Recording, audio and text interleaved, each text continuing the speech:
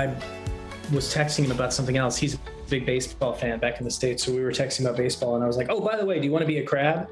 And I just got radio silence for a while. I think I freaked him out.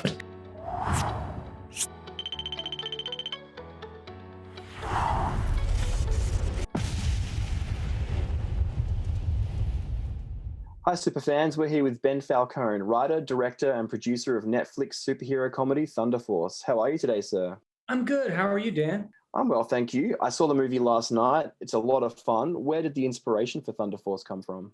It came from, I wanted to work with Octavia forever, and I wanted to make a superhero movie because I love comics. So I just read an article about the owner of the LA Times being a billionaire pharmaceutical engineer. And I was like, hey, couldn't he make superheroes? And then I thought, oh, if that's Octavia, she could make superheroes in a world that needs them. And her estranged friend could be kind of a, scrappy fighter. And Melissa would be good at that, playing that impulsive kind of role. So I just kind of rolled with it from there. Yeah, and I mean, like, their chemistry, they've known each other for years. So how was it for you bringing those two together on screen, Melissa and Octavia? It's something I've wanted to do for so long. When Octavia said yes, I was so excited because the schedule is hard to work out. We've been all good friends for over 20 years. So getting to see them on screen together, getting to see, obviously I know how great Octavia is as an actor, but then getting to work with her in person and to see how professional and insanely dedicated she is to her craft, you're like, yeah, that's why you win all those awards and you're so well received. Yep, because you're great at it and you are such a hard worker at it. They both, I guess, Kenny gets beaten pretty badly by both of them when they first come face to face. First, you get the kangaroo jump and then the taser. Kenny's not having much luck, is he?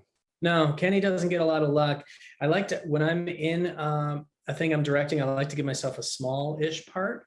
And so Kenny didn't have that many days to work. I did have a little more prosthetic than I would like to usually have to sit for. But oh my God, to get to do that scene with Octavia and to just have her screaming in my face all day, I can't tell you how much I laughed and how many takes I ruined. Like, oh my God, Octavia. So funny.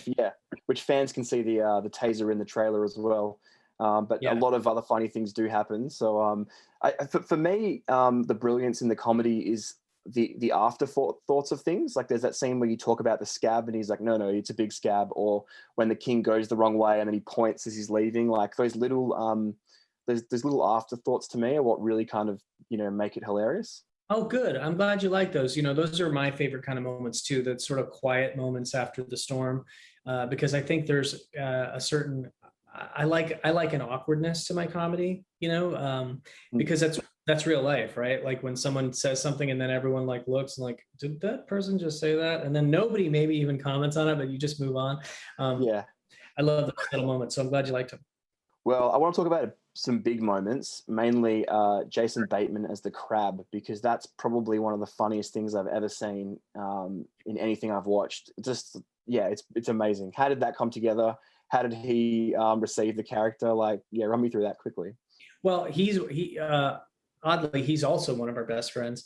And I was texting him about something else. He's a big baseball fan back in the States. So we were texting about baseball and I was like, oh, by the way, do you want to be a Crab? And I just got radio silence for a while. I think I freaked him out. And then he goes, what, really? And I'm like, come on, how many people ask you to be a Crab? I'm not asking you to be like an office worker or something. I'm saying you can be a half man, half crab. That'll be fun, right? And he's like, all right, I'll do it. When is it? So that's basically how it was. Me texting him during a sea of baseball texts. Yeah. The restaurant scene alone is worth going to see the movie multiple times, I would say. Before I let you go, without spoiling anything, the end does leave itself open for bigger and better things. Could we see potentially, this universe expand? I would hope so. I already have a version that I pitched to Octavia and Melissa, and they both like it. And Netflix seems to think it's interesting. So I think it just depends how this one is received and if there's any anticipation for it. I mean, we'll see. We'll see how this one goes and then go from there. Awesome. Well, thank you so much for your time. Like I said, I've seen it and it's great. So congratulations and best of luck with the release.